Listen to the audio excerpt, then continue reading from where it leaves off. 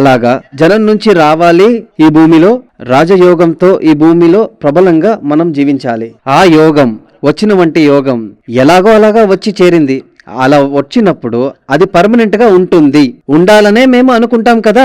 మీరు అలాగే ఆలోచిస్తారు. అలా అది ఉండాలంటే, ఉండేటట్టు చేయాలంటే దానికి తగిన యోగం మీ జాతకంలో ఉంటే దానికి పృథ్వీరాజ యాగం చెయ్యాలి.